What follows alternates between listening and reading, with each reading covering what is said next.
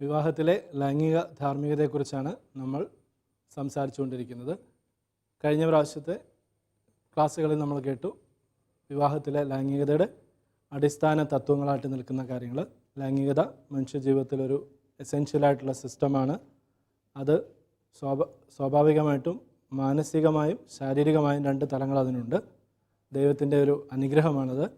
സ്നേഹമാണ് ലൈംഗികതയുടെ അടിസ്ഥാനമായിട്ട് നിൽക്കുന്നത് എന്നിവയും, അതോടൊപ്പം ലൈംഗികതയുടെ ലക്ഷ്യമായിട്ടുള്ളത് ഒരു വ്യക്തിയുടെ ആത്മസംതൃപ്തിയും വ്യക്തിയാന്തര ബന്ധം, സ്ത്രീ പുരുഷ ബന്ധവും പ്രത്യുൽപാദന ഉന്മുഖതയും, ഈ മൂന്ന് കാര്യങ്ങളാണെന്നുള്ളത് നമ്മൾ കേട്ടു. അതിൻ്റെ വെളിച്ചത്തിൽ സാധാരണഗതിയിൽ കുടുംബജീവിതത്തിൽ ഉണ്ടാകാറുള്ള 2-3 പ്രശ്നങ്ങൾ, അതേക്കുറിച്ചും നമ്മൾ ചർച്ച ചെയ്യുകയുണ്ടായി. ഗർഭനിരോധനം, ഭ്രൂണഹത്യ, ഇങ്ങനെയുള്ള വിഷയങ്ങളെക്കുറിച്ച് നമ്മൾ ചർച്ച ചെയ്തു. അപ്പോൾ ഈ വക പ്രശ്നങ്ങളുടെ പശ്ചാത്തലത്തിൽ മാത്രമേ നമുക്ക് ലൈംഗിക ധാർമ്മികതയെ കാണാവുള്ളൂ എന്ന് ചിന്തിക്കരുത്. എന്താണ് യഥാർത്ഥത്തിൽ ലൈംഗിക ധാർമ്മികതയുടെ ശരിയായ അല്ലെങ്കിൽ ആദർശപരമായിട്ടുള്ള മൂല്യം എന്നുള്ളതാണ് ഇന്നത്തെ ഈ ടോക്കിൽ നമ്മൾ കേൾക്കാൻ പോകുന്നത്. സാധാരണ രീതിയിൽ ലൈംഗിക ധാർമ്മികത എന്ന് പറയുമ്പോൾ നമ്മുടെ മനസ്സിൽ പെട്ടെന്ന് ഓടിയെത്തുന്നത് ഇത് നമ്മുടെ ജീവിതത്തിലെ കുറച്ച് പ്രശ്നങ്ങളെക്കുറിച്ചുള്ള ഒരു ചർച്ചയാണ് എന്നാണ് വരാറുള്ളത്. ധാർമ്മികത എന്ന് പറഞ്ഞാൽ എപ്പോഴും ശരിയേത് തെറ്റേതെന്നുള്ളൊരു ചോദ്യത്തിൻ്റെ ചർച്ചാവേദിയാണ് എന്നാണ് നമ്മൾ ധരിക്കാറുള്ളത്. എന്നാൽ അതിൽ കുറേയേറെ ആദർശങ്ങളായിട്ടുള്ള അല്ലെങ്കിൽ യഥാർത്ഥ ഉദ്ദേശ ലക്ഷ്യങ്ങൾ എന്താണെന്നുള്ളത് ചൂണ്ടിക്കാണിക്കുന്ന വലിയൊരു അംശം നിലനിൽക്കുന്നുണ്ട്. എന്തിലേക്കാണ് നമ്മൾ പോകുന്നത് എന്നുള്ളത് യഥാർത്ഥത്തിൽ ധാർമ്മികത നമുക്ക് ചൂണ്ടിക്കാണിച്ചു തരും. അതുകൊണ്ടാണ് ധാർമ്മികത എപ്പോഴും ഒരു ചൂണ്ടുപലകയായിട്ട് പറയാറുള്ളത്. എങ്ങോട്ടാണ് നമ്മൾ ശരിയായിട്ടുള്ളൊരു മാർഗദർശനം നമുക്ക് കാണിച്ചു തരുന്നതാണ് യഥാർത്ഥത്തിലുള്ള ധാർമ്മിക ബോധനം. ഭാര്യ ഭർത്താക്കന്മാരുടെ ജീവിതത്തിൽ അവർ അനുഷ്ഠിക്കേണ്ട ധർമ്മം എന്താണ്, അവർ ചെയ്യേണ്ട അവർക്കുള്ള ഉത്തരവാദിത്വം എന്താണെന്നുള്ളത് ലൈംഗിക ധാർമ്മികതയുടെ ബേസിക് ആയിട്ടുള്ള ഒരു കാഴ്ചപ്പാടാണ്. അതേക്കുറിച്ച് സംസാരിക്കാനായിട്ട് ഞാനിന്ന് നിങ്ങളോട് ആദ്യം പങ്കുവയ്ക്കാൻ ഉദ്ദേശിക്കുന്നത് പൗലോസ് ലീഹ കോറിന്തോസിലെ സഭയ്ക്ക് എഴുതിയ 1-ാമത്തെ ലേഖനം 7-ാമത്തെ അധ്യായമാണ്.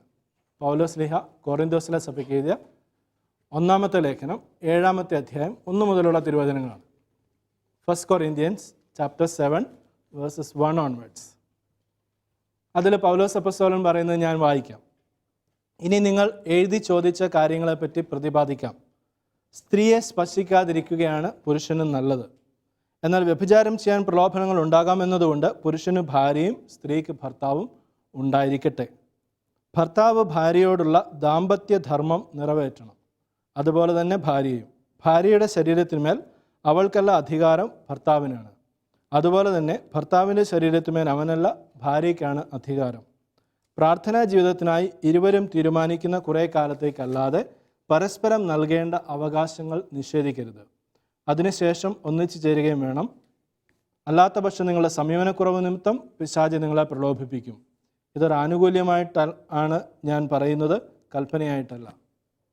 അപ്പോൾ പൗലോസ് അപ്പോസ്തലൻ പറയുമ്പോൾ നമുക്ക് പെട്ടെന്ന് തോന്നും, ആദ്യം പറഞ്ഞ വാക്ക് ഇതാണ്, സ്ത്രീയെ സ്പർശിക്കാതിരിക്കുകയാണ് പുരുഷന് നല്ലത്. അപ്പോൾ കല്യാണം കഴിക്കുകയേ വേണ്ടേ? അങ്ങനെയല്ല പൗലോസ് പറയുന്നത്. മറിച്ച് പൗലോസ് അപ്പോസ്തലൻ ഈ പറയുന്നതിനൊരു പശ്ചാത്തലമുണ്ട്.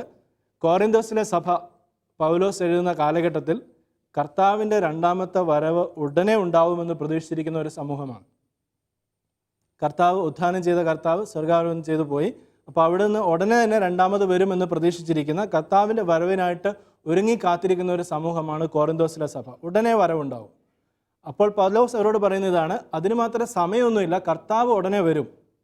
കർത്താവ് വരുമ്പോൾ എല്ലാവരും വിശുദ്ധരായിട്ടിരിക്കണം. അവിടുത്തെ സ്വീകരിക്കാൻ എല്ലാവരും വിശുദ്ധരായിട്ടിരിക്കണം. അതാണ്.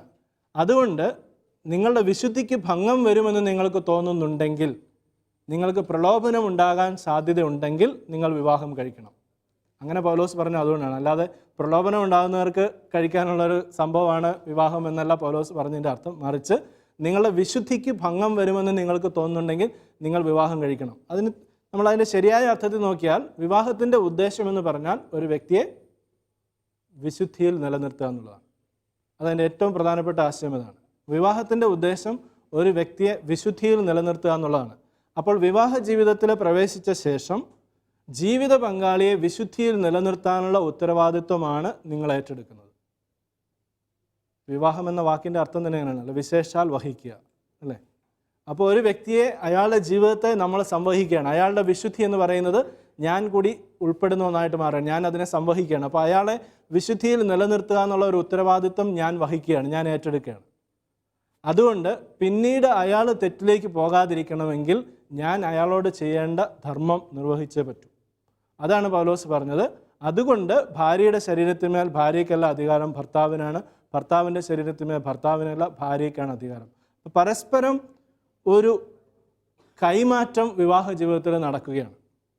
വിവാഹമെന്ന കൂദാശയിൽ അതിൻ്റെ ആശീർവാദ സമയത്ത് നമുക്കറിയാം, ഭാര്യയുടെയും ഭർത്താവിൻ്റെയും കരം ചേർത്ത് പിടിപ്പിച്ചിട്ടാണ് ആശീർവദിക്കുന്നത്, അല്ലേ? അപ്പോൾ പരസ്പരം അങ്ങോട്ടും ഇങ്ങോട്ടും എക്സ്ചേഞ്ച് ചെയ്യപ്പെടുകയാണ്, കൈമാറ്റം ചെയ്യപ്പെടുകയാണ്, പരസ്പരം ഉത്തരവാദിത്വം ഏൽപ്പിക്കപ്പെടുകയാണ്. നമ്മുടെ നാട്ടിൻപുറത്ത് എല്ലാവരും കളിയാക്കി പറയാറുണ്ട്, ബോക്സിങ് തുടങ്ങുന്നതിന് മുമ്പ് കൈ പിടിക്കുന്നവനെ കാണുന്നുള്ളത്. അങ്ങനെയല്ല, ഇത് പരസ്പരം ഉത്തരവാദിത്വമാണ്, കൈ ഏൽപ്പിക്കുകയാണ്. ഷെയ്ക്ക് ഹാൻഡ് അല്ല, വെറുതെ ഷെയ്ക്ക് ഹാൻഡ് കൊടുത്താൽ കഴിയുമ്പോൾ ഹലോ പറഞ്ഞ് നമ്മളങ്ങ് രണ്ട് വഴിക്ക് പോകും. പക്ഷേ ഷെയ്ക്ക് ഹാൻഡ് കൊടുത്തിട്ട് പോവുകയല്ല, പരസ്പരം കൈ ഏൽപ്പിക്കുകയാണ്, പരസ്പരം വിശുദ്ധീകരിക്കപ്പെടാൻ വേണ്ടി. സീറോ മലങ്കര ക്രമത്തിൽ ഓർത്തഡോക്സ് സഭയിൽ ഒക്കെ വിവാഹം ആശീർവദിച്ചതിന് ശേഷം അവസാനം പുരോഹിതൻ കാർമ്മികൻ നൽകുന്ന ഒരു ഉപദേശമുണ്ട്. മകനെ, നീ കഴിച്ചില്ലേലും ഇവളെ കഴിപ്പിക്കണം, നീ ഉടുത്തില്ലേലും ഇവളെ ഉടുപ്പിക്കണം എന്നൊക്കെ പറഞ്ഞിട്ട്, ഇതാ നിങ്ങളെ ഞാൻ പരസ്പരം കൈയേൽപ്പിക്കുന്നു, ഇനി ദൈവം മുമ്പാകെ നിങ്ങൾ ചെയ്യുന്നതിനൊന്നും ഞാൻ ഉത്തരവാദിയല്ലെന്ന് പറയും. എന്ന് പറഞ്ഞാൽ ദൈവം മുമ്പാകെ നിങ്ങൾ പരസ്പരം ഏൽപ്പിക്കപ്പെട്ടിരിക്കുകയാണ്.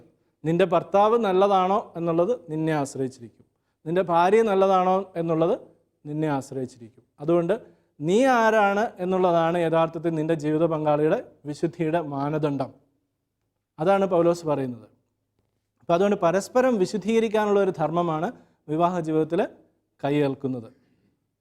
അങ്ങനെ പറയുമ്പോൾ ഇതിനോട് ചേർന്ന് വരുന്ന ഒരു ഘടകമുണ്ട്, അതാണ് ദാമ്പത്യ വിശ്വസ്തത.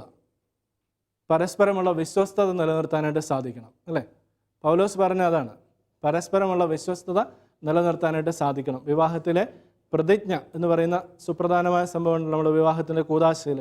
അതിൽ നമ്മൾ പറയുന്നൊരു വാക്കുണ്ട്, ഇന്നു മുതൽ മരണം വരെ സന്തോഷത്തിലും ദുഃഖത്തിലും സമ്പത്തിലും ദാരിദ്ര്യത്തിലും ആരോഗ്യത്തിലും അനാരോഗ്യത്തിലും പരസ്പര സ്നേഹത്തോടും വിശ്വസ്തയോടും കൂടെ. വളരെ ശ്രദ്ധിക്കണം. ചില ആളുകൾ വിചാരിക്കും പരസ്പര സ്നേഹത്തിലും വിശ്വാസത്തിലും. വിശ്വാസത്തിലല്ല അവിടെ പറയുന്നത്, പരസ്പര സ്നേഹത്തിലും വിശ്വസ്തതയിലും.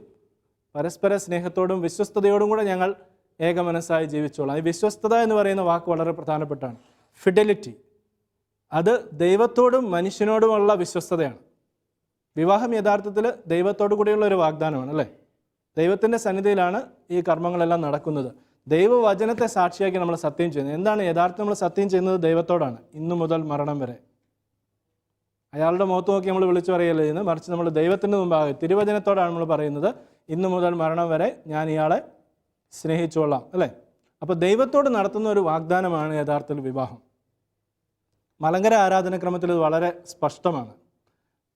മലങ്കര, സീറോ മലങ്കര, ഓർത്തഡോക്സ്, ജാക്കോബൈറ്റ്, ഈ അന്ത്യോക്യൻ ആരാധനക്രമത്തിൽ വളരെ സ്പഷ്ടമാണിത്. അവിടെ വിവാഹത്തിൻ്റെ കർമ്മത്തിൽ പ്രധാനപ്പെട്ട രണ്ട് ശുശ്രൂഷകളാണുള്ളത്. മോതിരം വാഴുവിൻ്റെ ശുശ്രൂഷ, കിരീടം വാഴുവിൻ്റെ ശുശ്രൂഷ എന്ന് പറയുന്ന രണ്ട് കാര്യങ്ങൾ.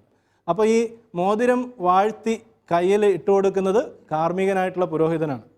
ചെറുക്കൻ്റെയും പെണ്ണിൻ്റെയും കയ്യിൽ അച്ഛൻ തന്നെയാണ് മോതിരം ഇട്ട് കൊടുക്കുന്നത്. അപ്പോൾ പറയും, നിൻ്റെ വിവാഹത്തിൻ്റെ ഉടമ്പടിയുടെ മോതിരം കർത്താവിൻ്റെ നാമത്തിൽ ആചാര്യൻ്റെ കയ്യിൽ നിന്ന് സ്വീകരിക്കുക. കർത്താവ് നിന്നെ വിവാഹം ചെയ്യുകയാണ്.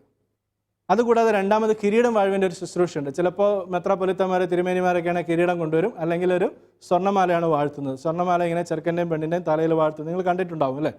ചിലപ്പോൾ കൂടിയിട്ടൊക്കെ ഉണ്ടാവും. വാഴ്ത്തുമ്പോൾ ഒരു പാട്ടുണ്ട്, വാനിന്നുടയോൻ കയ്യാൽ മകുടം ഘോഷമിറങ്ങി മണവാളനെ ആചാര്യൻ അണിക്കും മകുടം രമ്യം.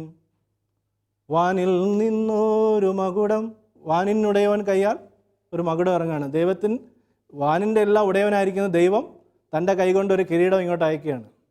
മണവാളനെ അണിയിക്കുന്നു, മണവാട്ടിയെ അണിയിക്കുന്നു. അപ്പോൾ ദൈവം ഒരു കിരീടം അയച്ച് മണവാളനെയും മണവാട്ടിയെയും വിവാഹം ചെയ്യുകയാണ്. അവർ ദൈവത്തിൻ്റെതായി മാറുകയാണ്. മണവാളനും മണവാട്ടിയും ദൈവത്തിൻ്റെ സ്വന്തമായിട്ട് മാറുമ്പോൾ അവർ ദൈവത്തോട് പറയുകയാണ്, ഇന്നു മുതൽ മരണം വരെ ഞാൻ ഇയാളോടൊപ്പം സ്നേഹത്തിൽ ജീവിച്ചോളാം. ഇതാണ് വിശ്വസ്തത. അപ്പോൾ ഇത് ദൈവത്തോടുള്ള വിശ്വസ്തതയാണ്, മനുഷ്യനോടുള്ള വിശ്വസ്തത, ജീവിത പങ്കാളിയോടുള്ള വിശ്വസ്തതയാണ്. ദൈവത്തോട് വിശ്വസ്തത ഉണ്ടെങ്കിലേ പങ്കാളിയോട് വിശ്വസ്തത നിലനിർത്താൻ പറ്റത്തുള്ളൂ. പങ്കാളിയോട് വിശ്വസ്തത ഉണ്ടെങ്കിലേ ദൈവത്തോട് വിശ്വസ്തത നിലനിർത്താൻ പറ്റുള്ളൂ, അല്ലേ? കാതോലിക ലേഖനകാലത്ത് നമ്മൾ വായിക്കുന്നതാണ്. കാണപ്പെടുന്ന സഹോദരനെ സ്നേഹിക്കാതെ എങ്ങനെയാ കാണപ്പെടാത്ത ദൈവത്തെ സ്നേഹിക്കുന്നു എന്ന് പറയുന്നത്. അപ്പോൾ കാണപ്പെടുന്ന ജീവിത പങ്കാളിയോടുള്ള വിശ്വസ്തതയാണ് കാണപ്പെടാത്ത ദൈവത്തോടുള്ള വിശ്വസ്തതയുടെ തെളിവ്. അപ്പോൾ ഇത് രണ്ടും ഒരുമിച്ചേ പോകത്തുള്ളൂ കേട്ടോ. ഞാനൊരു ചെറിയ സംഭവം ഇപ്പോൾ ഓർക്കുകയായിരുന്നു. ഞാനൊരു സ്ഥലത്തായിരുന്ന സമയത്ത് ഒരു ദിവസം ഇതുപോലെ വൈകുന്നേരം പ്രാർത്ഥനയ്ക്ക് പോവുകയാണ്. അവിടെ പ്രാർത്ഥന കൂട്ടായ്മയ്ക്ക് പോകുമ്പോൾ ആളുകളെല്ലാം കൂടെ വഴി വെച്ച് എൻ്റെ ബൈക്കിന് കൈ കാണിച്ചു, ഇവിടെ നിർത്തണം, ഇവിടെ ഒരു പ്രശ്നമുണ്ട്. അപ്പോൾ ഞാൻ പറഞ്ഞു എനിക്ക് പ്രാർത്ഥനയ്ക്ക് പോകണം, അവിടെ ഒത്തിരി ആളുകൾ കാത്തിരിക്കുന്നു, ആരോ റൂട്ട് ബിസ്ക്കറ്റൊക്കെ ഇരിക്കുന്നു അല്ലേ. അപ്പോൾ അവർ പറഞ്ഞു അതൊക്കെ അവിടെ നിൽക്കട്ടെ, ഇവിടെ ഒരു പ്രധാനപ്പെട്ട പ്രശ്നമാണ്, ഇത് തീർക്കാതെ പോകാൻ പറ്റില്ല. അപ്പോൾ ഞാൻ ചോദിച്ചു എന്താ പ്രശ്നം? ഈ വീടിനെക്കുറിച്ച് അറിയാമല്ലോ, ഇവിടെ 5-6 ആമ്പിള്ളേരുണ്ട്, അതിൽ മൂത്തവൻ കല്യാണം കഴിച്ചു, കഥകളൊക്കെ അറിയാമല്ലോ. ഞാൻ പറഞ്ഞു എനിക്കറിയാം, മൂത്തവൻ കല്യാണം കഴിച്ചു, ആ ചേട്ടാനിയന്മാരൊക്കെ വലിയ സ്നേഹത്തിൽ ഒരുമിച്ച് ജീവിച്ചുകൊണ്ടിരുന്ന ഒരു വീടാണ്. അപ്പോൾ കുറച്ച് നാൾ കഴിഞ്ഞപ്പോൾ അനിയന്മാരൊക്കെ പറഞ്ഞു ചേട്ടോ ഈ ചേട്ടത്തിയമ്മ നമ്മൾ അത്ര വിചാരിച്ച പോലെ നല്ല ആളൊന്നുമല്ല. അപ്പോൾ അവളിത് കേട്ടു. അവൾ പറഞ്ഞത് ഇനി മേലെ ഇവന്മാരുടെ ഈ വീട്ടിൽ താമസിക്കില്ല, നമുക്ക് വേറെ വീട് വെച്ച് മാറിയേക്കാമെന്ന് പറഞ്ഞു. അങ്ങനെ വേറെ വീട് വെച്ചവർ മാറി.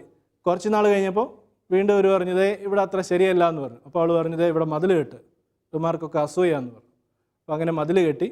ഇങ്ങനെ എല്ലാ സംവിധാനങ്ങളും ഈ മനുഷ്യൻ അപ്പോഴും ഇവളെ നല്ലതായിട്ട് സ്നേഹിക്കുകയും ഒക്കെ വേണ്ട എല്ലാം അറേഞ്ച് ചെയ്ത് കൊടുക്കുകയും ചെയ്തിരുന്നു കേട്ടോ. പക്ഷെ ഒരു ദിവസം രാത്രി ഒരു 2 മണി 3 മണി നേരമൊക്കെ അപ്പോൾ വീടിനകത്ത് ഭയങ്കര തട്ടും മുട്ടും. ഇയാൾ കണ്ണു തുറന്ന് ലൈറ്റിട്ട് നോക്കുമ്പോൾ കട്ടിലിനടിയിൽ ഒരുത്തൻ കിടക്കുന്നു. ഇയാൾ നേരെ അടുക്കളയിൽ പോയി നല്ല ഒന്നാന്തരം ഒരു പിച്ചാത്തി എടുത്തുകൊണ്ട് വന്നു. ഇയാൾ പിച്ചാത്തി കൊണ്ട് വരുന്നതുകൊണ്ട് ഭാര്യ ഓടിച്ചെന്ന് 2 കൈയിലും മുറുക്കി പിടിച്ചിട്ട് പറഞ്ഞ് സന്തോഷം ഓടിക്കോടാന്ന് പറഞ്ഞു. സന്തോഷം ഇറങ്ങി സന്തോഷത്തോടെ ഓടി. ഇയാൾ ഈ പിച്ചാത്തി താഴെ ഇട്ടിട്ട് ഭാര്യയുടെ കരണക്കുറ്റി തീർത്ത് ചപ്പരം ചിപ്പരം തല്ലി ഇന്ന് കട്ടിലെ പോയി കമന്ന് കിടന്ന് കരയാണ്. നേരം വെളുത്ത് വെട്ടം വീഴുന്ന കണ്ടപ്പോൾ 2 പിള്ളേരെയും കയ്യെ പിടിച്ചുകൊണ്ട് ഇവൾ അവളുടെ വീട്ടിലോട്ട് പോയി. ഇതായിരുന്നു സംഭവം. അപ്പം ഞാൻ ഈ മനുഷ്യനോട് കുറച്ച് നേരം സംസാരിച്ച് കഴിഞ്ഞിട്ട് അയാളുടെ കാര്യങ്ങളൊക്കെ അയാൾ പറയാം, അച്ഛാ ഇവക്ക് എന്നോട് ഭയങ്കര സ്നേഹമായിരുന്നു, അനിയന്മാരൊക്കെ ഇങ്ങനെ പറഞ്ഞപ്പോഴും ഒന്നും ഞാൻ ഒരിക്കലും അങ്ങനെ വിചാരിച്ചിരുന്നില്ല, ഇവക്ക് എന്നോട് നല്ല സ്നേഹമാണ്. ഞാൻ അങ്ങനെ വിചാരിക്കുന്ന ഒരു കാരണം കൂടിയുണ്ട്, ഇവൾ ഈ പ്രദേശത്തുള്ള എല്ലാ കൺവെൻഷനും പ്രാർത്ഥനയ്ക്കും ഒക്കെ പോകുമായിരുന്നു. അപ്പോൾ അതുകൊണ്ട് എനിക്ക് അവളെ ഒട്ടും സംശയമില്ലായിരുന്നു. പക്ഷെ നേർക്ക് നേർ കണ്ടു കഴിഞ്ഞതോടുകൂടി എൻ്റെ എല്ലാ ചിന്തകളും തകർന്നു പോയി. ഇവക്ക് ദൈവത്തോട് വിശ്വസ്തതയുണ്ടോ? പിന്നെ എങ്ങനെ എന്നോട് വിശ്വസ്തതയുള്ളത്? എന്ത് പ്രാർത്ഥനയ്ക്കാണ് പോയത്, എന്ത് കൺവെൻഷനാണ് പോയത് അല്ലേ? ഇവിടെ ചോദ്യം നിൽക്കും, ദൈവത്തോട് വിശ്വസ്തതയുണ്ടോ? ദൈവത്തോട് വിശ്വസ്തത ഉണ്ട് എന്ന് കാണിച്ചിരുന്നതുകൊണ്ട് ഞാൻ ഒരിക്കലും ഇവിടെ സംശയിച്ചിരുന്നു, കാരണം ഇവിടെ ദൈവത്തോട് വളരെ അടുത്ത് നിൽക്കുന്ന ആളാണെന്ന് ഞാൻ വിചാരിച്ചു. അപ്പോൾ ദൈവത്തോടും ജീവിത പങ്കാളികളുടെ വിശ്വസ്തത ഒരേ നാണയത്തിൻ്റെ 2 വശങ്ങളാണ്.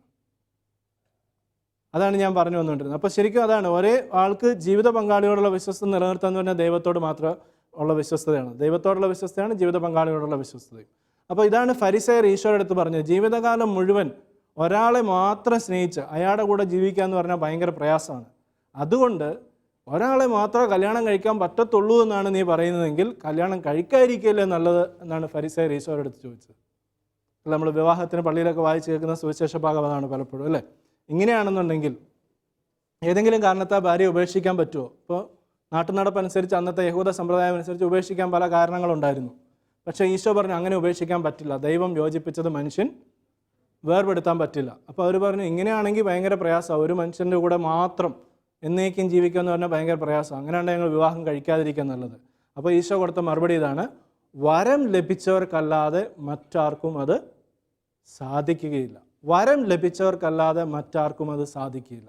വരം എന്ന് പറഞ്ഞാൽ എന്താണ്? ദൈവത്തിൻ്റെ അനുഗ്രഹം. അപ്പോൾ ദൈവത്തിൻ്റെ അനുഗ്രഹമാണ് യഥാർത്ഥത്തിൽ ഒരു ഭാര്യയെയും ഭർത്താവിനെയും ആ സ്നേഹത്തിൽ ഉറപ്പിച്ച് നിർത്തുന്നത് എന്നർത്ഥം. ഈ ദൈവത്തിൻ്റെ കൃപാവരം ഉള്ളിടത്ത് മാത്രമേ ഭാര്യ ഭർത്താക്കന്മാർക്ക് ആ സ്നേഹത്തിൽ ഒരുമിച്ച് വിശ്വസ്തതയിൽ നിലനിൽക്കാനായിട്ട് സാധിക്കുകയുള്ളൂ. വളരെ പ്രധാനപ്പെട്ട കാര്യമാണ് കേട്ടോ. പലരും അവരുടെ കുടുംബജീവിതത്തെക്കുറിച്ച് ചിന്തിക്കുമ്പോൾ കുടുംബജീവിതം സന്തോഷകരമാക്കാൻ വേണ്ടി ഇടയ്ക്കിടയ്ക്ക് യാത്ര പോകണം, ഇടയ്ക്കിടയ്ക്ക് വിനോദസഞ്ചാരത്തിന് പോകണം, അല്ലെങ്കിൽ അങ്ങനെ പോകണം, ഹെൽത്ത് ചെക്കപ്പിന് പോകണം, ഇങ്ങനെയൊക്കെ പറയാറുണ്ട്. സ്പിരിച്വൽ ചെക്കപ്പ് എന്ന് പറയുന്ന കാര്യം നമ്മൾ മറന്നുപോകും.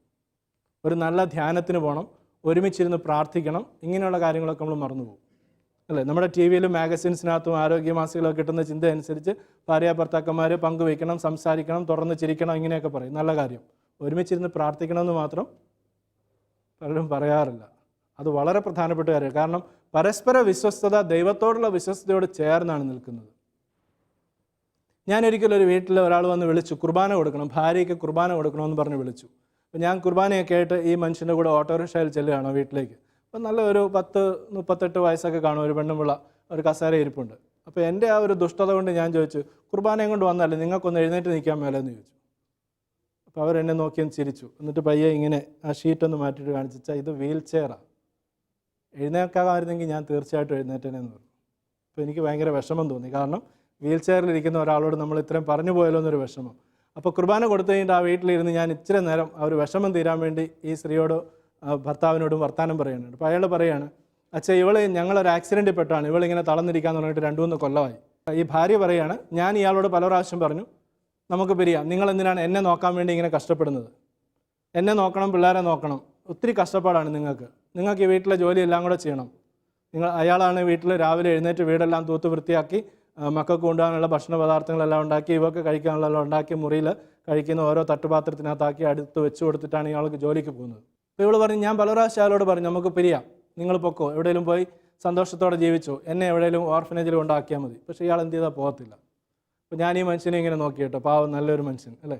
അപ്പോൾ അയാൾ പറയുകയാണ്, അച്ഛാ ഇവൾ പറഞ്ഞൊക്കെ ശരിയാണ്, എനിക്കിവിടെ ഒരുപാട് ജോലിയുണ്ട്, വീട്ടിലെ കാര്യങ്ങളെല്ലാം ചെയ്യണം, തൂക്കണം, തുടയ്ക്കണം, തുണി അലക്കിയിടണം, ഒരു ജോലിക്കാരെ പോലും നിർത്താൻ എനിക്കിഷ്ടമില്ല, അതൊന്നും എനിക്ക് സന്തോഷമില്ല. പക്ഷേ ഈ വീട്ടിലെ ജോലികളെല്ലാം ചെയ്ത് തീർത്ത് ഞങ്ങളുടെ മക്കളും ഒക്കെ കിടന്ന് ഉറങ്ങി കഴിയുമ്പോൾ ഞങ്ങൾ രണ്ടുപേരുടെ കുറച്ച് നേരം ഇങ്ങനെ വർത്താനം പറഞ്ഞിരിക്കും.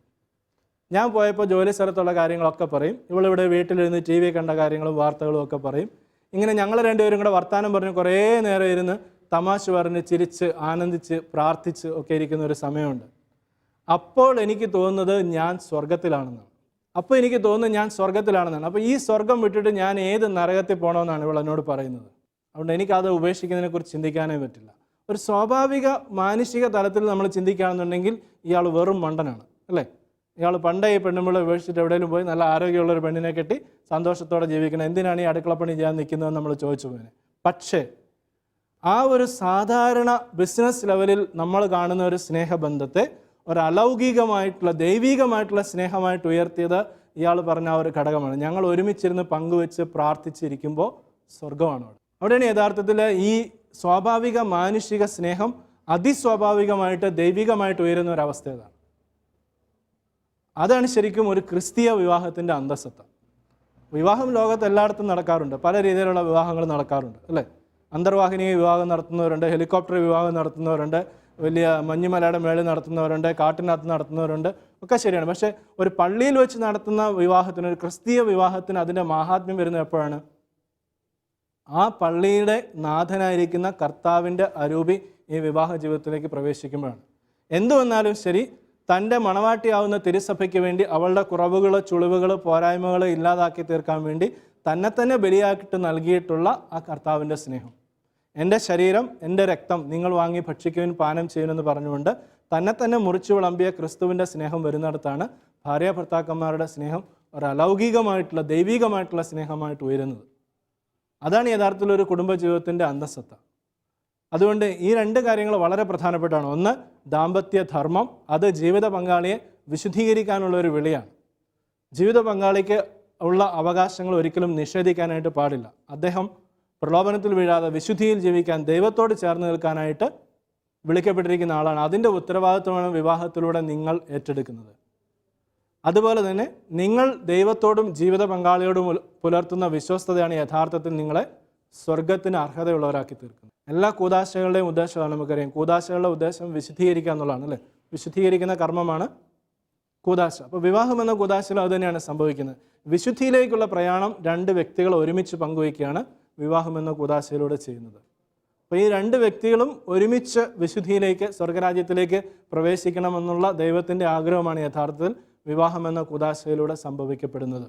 അതുകൊണ്ട് വിവാഹ ജീവിതത്തെയും അതിലുള്ള ലൈംഗികതയും കുറിച്ച് കാണുമ്പോൾ നമ്മൾ അവിടെ എന്തൊക്കെ പ്രശ്നങ്ങൾ ഉണ്ടാകാൻ സാധ്യതയുണ്ട്, എന്തൊക്കെയാണ് ശ്രദ്ധിക്കേണ്ട കാര്യങ്ങൾ, എന്തൊക്കെയാണ് പാപം എന്നുള്ള ചിന്തിക്കുന്ന അതൊരു വശം. എങ്കിലും അതിനേക്കാൾ പ്രധാനമായിട്ട് നമ്മൾ ചിന്തിക്കേണ്ടത് എന്താണ് ഞാൻ ചെയ്യേണ്ടത്, എൻ്റെ ധർമ്മം എന്താണ്, എൻ്റെ പങ്ക് എന്താണെന്നുള്ളതാണ്. എൻ്റെ പങ്ക് വിവാഹ ജീവിതത്തിൽ പങ്കാളിയായിത്തീരുന്ന അല്ലെങ്കിൽ ഉൾച്ചേരുന്ന ഒരു വ്യക്തിയുടെ പങ്ക് എന്ന് പറഞ്ഞാൽ ജീവിത പങ്കാളിയെ വിശുദ്ധീകരിക്കുക, അയാളെ വിശുദ്ധീകരിക്കുക. അതുകൊണ്ട് ഒരു ആളുടെ ജീവിത വിശുദ്ധി, അയാൾ എപ്രകാരം വിശുദ്ധ കുർബാനയിൽ പങ്കുചേരുന്നു, അയാൾ എപ്രകാരം കൗദാശിക ജീവിതം നയിക്കുന്നു എന്നുള്ളതൊക്കെ അയാളുടെ ജീവിത പങ്കാളിയുടെ അന്തസ്സും ദൈവത്തോടുള്ള വിശ്വസ്തയുടെയും പ്രധാനപ്പെട്ട ഘടകമാണ്. കുറച്ച് നാൾ കഴിയുമ്പോൾ നിങ്ങൾക്ക് തന്നെ തോന്നും, നിങ്ങൾ സമൂഹത്തിൽ പങ്കുവയ്ക്കപ്പെടുമ്പോൾ നിങ്ങളുടെ ജീവിത പങ്കാളി പള്ളിയിൽ പോകുന്ന ആളാണ്, പ്രാർത്ഥിക്കുന്ന ആളാണ്, കൂദാശകൾ സ്വീകരിക്കുന്ന ആളാണ് എന്ന് പറയാനുള്ള ഒരു അന്തസ്സ് നിങ്ങൾക്കുണ്ടാവും. അതിലൊരുപാട് സന്തോഷമാണ്. നമ്മൾ പല ദമ്പതിമാരെയും കണ്ടിട്ടുണ്ട്. പലരും പറയാറുണ്ട്, എൻ്റെ ഭർത്താവ് വലിയ ബിസിനസ്സുകാരനാണ്, ഒരുപാട് യാത്ര ചെയ്യുന്ന ആളാണ്, ഭയങ്കര തിരക്കുള്ള ആളാണ് എന്നൊക്കെ പറയും. പക്ഷെ അത് പറയുമ്പോഴും നാട്ടുകാരെ കാണിക്കാൻ പറയുമ്പോഴും അവരുടെ ഉള്ളിലൊരു വിഷമമുണ്ട്. എന്താണ്? ഇയാൾ പള്ളിയിൽ പോകുന്നില്ല, പ്രാർത്ഥിക്കുന്നില്ല, ഇയാളൊരു കഥയുള്ള മനുഷ്യനല്ല. കുറേ പണി ചെയ്യുന്നുണ്ട്, കാശുണ്ടാക്കുന്നുണ്ട്. ഈ പണി ചെയ്യുകയും കാശുണ്ടാക്കുകയും ചെയ്യുന്നുള്ളതല്ല വിവാഹത്തിൻ്റെ മഹാത്മ്യം കൂട്ടുന്നത്. മറിച്ച് ദൈവത്തോട് എപ്രകാരം വിശ്വസ്ത പുലർത്തി ജീവിത പങ്കാളിയെ സ്നേഹിച്ച് ജീവിക്കുന്നുള്ളതാണ്.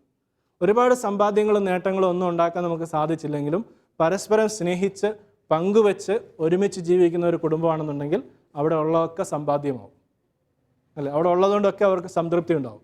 ഈ ഭാഗം അതിനകത്ത് ഉൾച്ചേരുന്നില്ല എന്നുണ്ടെങ്കിൽ, ദൈവികത എന്നൊരു അംശം അതിനകത്ത് ഉൾച്ചേരുന്നില്ല എന്നുണ്ടെങ്കിൽ എത്രമാത്രം നമ്മൾ സമ്പാദിച്ചാലും അതൊന്നും മതിയാകത്തുമില്ല. അതുകൊണ്ട് വളരെ പ്രധാനപ്പെട്ട കാര്യമാണിത്.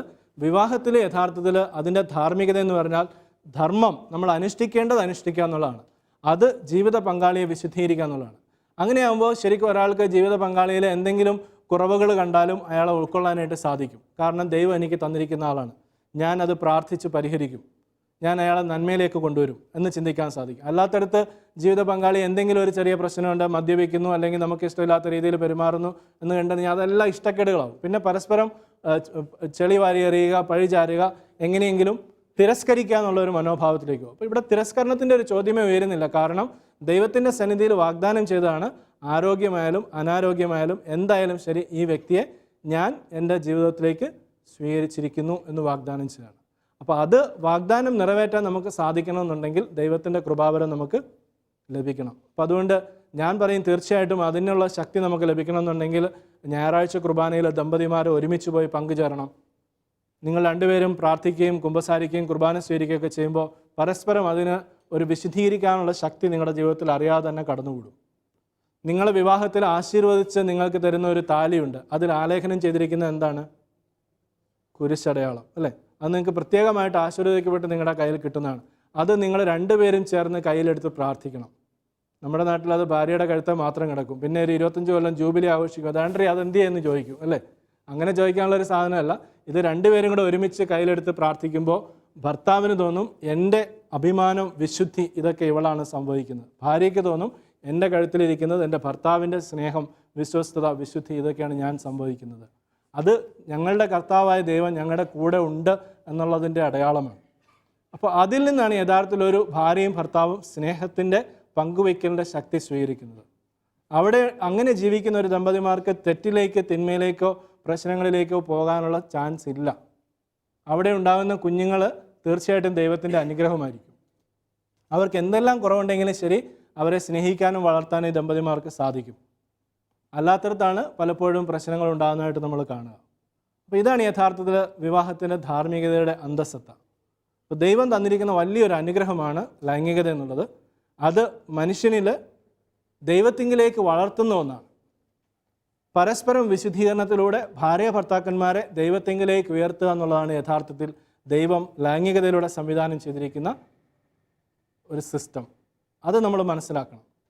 ഡോക്ടർ സംസാരിച്ചപ്പോഴും നിങ്ങളോട് പറഞ്ഞിരുന്നു, ലൈംഗികതയെ ഒരു പ്രശ്നമായിട്ടല്ല കാണേണ്ടത്, ഒരു അനുഗ്രഹമായിട്ടാണ് കാണേണ്ടത്. അതുതന്നെയാണ് സഭയുടെയും കാഴ്ചപ്പാട്. ലൈംഗികത ഒരു അനുഗ്രഹമാണ്. പരസ്പര സ്നേഹത്തിൽ, ആകർഷണത്തിൽ ഒരുമിച്ച് ജീവിച്ചുകൊണ്ട് മരണം വരെ വിശ്വസ്തരായിരുന്ന് മക്കളെ ആ സ്നേഹത്തിൻ്റെ തണലിൽ വളർത്താൻ വേണ്ടി മാതാപിതാക്കന്മാരിൽ ദൈവം സന്നിവേശിപ്പിച്ചിരിക്കുന്ന ഒരു വലിയ അനുഗ്രഹമാണ് ലൈംഗികത. അതുകൊണ്ടാണ് സഭ പറയുന്നത് ഇത് വിവാഹ ജീവിതത്തിന് വേണ്ടി ഉള്ളതാണ്.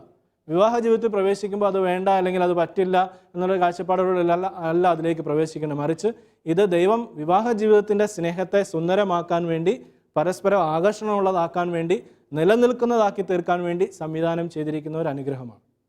അത് ദൈവത്തിൻ്റെ സന്നിധിയിൽ നിന്ന് പ്രാർത്ഥിച്ച് അനുഗ്രഹത്തോടു കൂടി ജീവിക്കുന്ന ആളുകളെ സംബന്ധിച്ച് അതൊരു വരമാണ്. ഈ വരം ലഭിച്ചവർക്കാണ് വിശ്വസ്തതയിലും സ്നേഹത്തിലുമൊക്കെ ഒരുമിച്ച് ജീവിക്കാനായിട്ട് സാധിക്കുക. അങ്ങനെ വരുമ്പോൾ തീർച്ചയായിട്ടും ദൈവം യോജിപ്പിച്ചു എന്നുള്ള ഒരു സന്തോഷം വിവാഹ ജീവിതത്തിലെ ദമ്പതിമാർക്ക് അനുഭവിക്കാനായിട്ട് സാധിക്കും. ദൈവമാണ് ഞങ്ങളെ യോജിപ്പിച്ചത് എന്നുള്ള ഒരു സന്തോഷം അനുഭവിക്കാനായിട്ട് സാധിക്കും. അപ്പോൾ ഇതിന് നമുക്ക് യഥാർത്ഥത്തിൽ ദൈവത്തിന് നന്ദി പറയാം. നമ്മുടെ സമൂഹം, നമ്മുടെ പാരമ്പര്യ വിശ്വാസങ്ങളിലൊക്കെ പലപ്പോഴും നമ്മൾ സാധാരണ പറയാറുള്ള കാഴ്ചപ്പാടിൽ നമ്മളിതിനെ തെറ്റായിട്ടും സംസാരിക്കാൻ പറ്റില്ലാത്ത വിഷയമായിട്ടും ചർച്ച ചെയ്യാൻ പാടില്ലാത്തതും കേൾക്കാൻ പാടില്ലാത്തതുമായിട്ടുള്ള കാര്യമായിട്ടാണ് കണ്ടിരിക്കുന്നത്. പക്ഷേ വിവാഹ ജീവിതത്തിലേക്ക് പ്രവേശിക്കുന്ന ഈ അവസരത്തിൽ ആ ചിന്താഗതി തന്നെ മാറണം. ഇത് യഥാർത്ഥത്തിൽ ദൈവം തന്നിരിക്കുന്ന വലിയൊരു അനുഗ്രഹമാണ്. ഞാനാകുന്ന വ്യക്തിയെ ഈ നിലയിലാക്കി നിർത്തിയിരിക്കുന്ന ഒരു വലിയ ശക്തിയാണ് ലൈംഗികത. ഞാനൊരു സ്ത്രീയായിട്ട് ഒരു പുരുഷനായിട്ട് മാറിത്തീർന്നിരിക്കുന്നത് ഈ ലൈംഗികതയുടെ ബലത്തിലാണ്. അത് ദൈവം എനിക്ക് തന്നിരിക്കുന്ന ഒരു അനുഗ്രഹമാണ്. ഞാനാകുന്ന വ്യക്തിത്വത്തിൻ്റെ ഒരു ഘടകമാണ്. അത് യഥാർത്ഥത്തിൽ മറ്റൊരു വ്യക്തിയെ സ്നേഹിക്കാൻ വേണ്ടി, ജീവിത പങ്കാളിയുമായിട്ട് എൻ്റെ ജീവിതം പങ്കുവയ്ക്കാൻ വേണ്ടി ദൈവം തന്നിരിക്കുന്ന ഒരു അനുഗ്രഹമാണ്. അത് ഞാൻ ഈ സ്നേഹത്തിൻ്റെ പശ്ചാത്തലത്തിൽ പങ്കുവയ്ക്കുമ്പോൾ അതൊരു വലിയ ആനന്ദമായിട്ട്, സ്വർഗീയമായിട്ടുള്ളൊരു അനുഭവമായിട്ട് മാറുകയാണ്. സ്നേഹമില്ലാത്തിടത്ത് ഇത് സാധാരണ വെറും തരം താണ നിലയിലേക്ക് മാറുകയാണ്. അപ്പോൾ ഇതിൻ്റെ ഔന്നത്യം, ശ്രേഷ്ഠത നമുക്ക് മനസ്സിലാക്കാൻ സാധിക്കണമെങ്കിൽ സ്നേഹത്തിൽ ഒരുമിച്ച് ജീവിക്കുന്ന ദമ്പതിമാരാണ്. ആ സ്നേഹത്തിൽ നിലനിൽക്കാനായിട്ടാണ് തിരുസഭയുടെ പ്രബോധനങ്ങളും പ്രാർത്ഥനയും എല്ലാം നമ്മളെ സഹായിക്കുക. അങ്ങനെയാകുമ്പോൾ തീർച്ചയായിട്ടും കുടുംബജീവിതം അനുഗ്രഹത്തിൻ്റെ, സന്തോഷത്തിൻ്റെ ഒരു അനുഭവമായിട്ട് മാറും. അപ്പോൾ ഒരു നല്ല കാഴ്ചപ്പാടോടുകൂടി കുടുംബജീവിതത്തെ കാണാനായിട്ട് നിങ്ങൾക്ക് സാധിക്കട്ടെ എന്ന് ഞാൻ ആശംസിക്കുകയാണ്. യഥാർത്ഥത്തിൽ ഇത് സഭയുടെ ഒരു ജീവിതമായിട്ട് തന്നെ മാറണം. സഭയുടെ ഒരു ചെറിയ പതിപ്പ് നമ്മുടെ കുടുംബങ്ങളിലൂടെ സ്നേഹത്തിൻ്റെ പങ്കുവയ്ക്കൽ ആളുകൾക്ക് അനുഭവിച്ചറിയാനായിട്ട് സാധിക്കണം. അപ്പോൾ സഭ ക്രിസ്തു രഹസ്യങ്ങൾ അനുഭവിച്ച ശേഷം ദൈവത്തോട് പറയുന്ന വലിയൊരു നന്ദി വാക്യമുണ്ട്. അവർണ്ണനീയമായ ഈ ദാനത്തെ പ്രതി കർത്താവെ അങ്ങേക്ക് സ്തുതി. അപ്പോൾ ഈ ദമ്പതിമാരുടെ സ്നേഹത്തിൻ്റെ സന്തോഷം അനുഭവിക്കുന്ന നിങ്ങൾക്ക് എല്ലാ ദിവസവും നിങ്ങളുടെ ജീവിത പങ്കാളിയെ നോക്കിയിട്ട് ദൈവത്തോട് പറയാൻ സാധിക്കണം, അവർണ്ണനീയമായ ഈ ദാനത്തെ പ്രതി കർത്താവെ അങ്ങേക്ക് സ്തുതി. ഒന്ന് ഉറച്ച് പറയാം എല്ലാവരുടെ ചേർന്ന്, അവർണ്ണനീയമായ ഈ ദാനത്തെ പ്രതി കർത്താവെ അങ്ങേക്ക് സ്തുതി. അപ്പോൾ നിങ്ങളുടെ ജീവിത പങ്കാളിയെ കാണുമ്പോൾ ഇനി അയാൾക്ക് എന്തെങ്കിലും ദേഷ്യമോ അരിശോ ഉണ്ടെങ്കിലും ശരി, അന്ന് നിങ്ങൾ 2 പ്രാവശ്യം ഉറച്ചു പറയണം, അവർണ്ണനീയമായ ഈ ദാനത്തെ പ്രതി കർത്താവെ അങ്ങേക്ക് സ്തുതി. ഇയാളുടെ ദേഷ്യം എനിക്ക് മനസ്സിലാകുന്നില്ല, ഇയാൾ എന്തിനാ പിണങ്ങിയിരിക്കുന്നത് എനിക്ക് മനസ്സിലാകുന്നില്ല, ഇതൊരു അവർണ്ണനീയമായ ദാനം തന്നെ, കർത്താവെ നിനക്ക് സ്തുതി എന്ന് പറയല്ലേ. അപ്പോൾ നമ്മുടെ വിഷമം കുറച്ച് മാറും, നമുക്ക് ഇയാളെ ഉൾക്കൊള്ളാനായിട്ട് സാധിക്കും, നമ്മളൊക്കെ അയാളെ വിശുദ്ധീകരിക്കാനായിട്ട് സാധിക്കും. നിങ്ങൾക്ക് എവിടെയെങ്കിലും രമ്യപ്പെടാൻ ബുദ്ധിമുട്ടുണ്ടോ അന്ന് നിങ്ങൾ തീർച്ചയായിട്ടും ഈ വാക്യം പറഞ്ഞ് പ്രാർത്ഥിക്കണം. കാരണം നിങ്ങൾക്ക് മനസ്സിലാക്കാൻ പറ്റുന്നതിന് അപ്പുറത്ത് നിൽക്കുന്ന അനുഗ്രഹം ആ വ്യക്തിയുടെ ഉള്ളിൽ ദൈവം സന്നിവേശിപ്പിച്ചിട്ടുണ്ട്. അത് നിങ്ങൾക്ക് ഉൾക്കൊള്ളാൻ സാധിക്കണമെങ്കിൽ നിങ്ങൾക്ക് ദൈവത്തിൻ്റെ കൃപ ആവശ്യമുണ്ട്. അപ്പോൾ തീർച്ചയായിട്ടും ദൈവം ആ കൃപ നമ്മുടെ ജീവിതത്തിൽ വർഷിക്കും. ഈ വ്യക്തിയെ മനസ്സിലാക്കാനും സ്നേഹിക്കാനും ഒക്കെ ദൈവം നമ്മളെ അനുഗ്രഹിക്കുകയും ചെയ്യും. അപ്പോൾ ഞാൻ നിങ്ങൾക്കെല്ലാം നല്ല ആശംസകൾ നേരുന്നു. നിങ്ങളുടെ വിവാഹം അറേഞ്ച്മെൻറ്റ്സ് ഒക്കെ നല്ല ഭംഗിയായിട്ട് നടക്കട്ടെ എന്ന് പ്രാർത്ഥിക്കുന്നു. അതിനേക്കാൾ പ്രധാനമായിട്ട് നിങ്ങളുടെ ജീവിതത്തിൽ സന്തോഷവും ഐശ്വര്യവും ദൈവസ്നേഹവും നിറഞ്ഞു നിൽക്കുന്നവരായിരിക്കാൻ നിങ്ങൾക്ക് ദൈവം കൃപ തരട്ടെ എന്ന് പ്രാർത്ഥിക്കുന്നു. ഇടയ്ക്കൊക്കെ ഒരുമിച്ച് ധ്യാനത്തിൽ കൂടുകയും പ്രാർത്ഥിക്കുകയും ഒരുമിച്ചിരുന്ന് ബൈബിൾ വായിക്കുകയൊക്കെ ചെയ്താനും വിശ്വാസത്തിൻ്റെ കാര്യങ്ങളൊക്കെ ചർച്ച ചെയ്യാനും പങ്കുവയ്ക്കാനും ഒക്കെ സാധിക്കണം. അപ്പോഴാണ് നമുക്ക് പരസ്പരം സ്നേഹത്തിൽ സ്വർഗീയമായൊരു അനുഭവം സംജാതമായി തീരുക. അപ്പോൾ എല്ലാ നല്ല ആശംസകളും നിർത്തുന്നു. ദൈവം നിങ്ങളെ ധാരാളമായിട്ട് അനുഗ്രഹിക്കട്ടെ.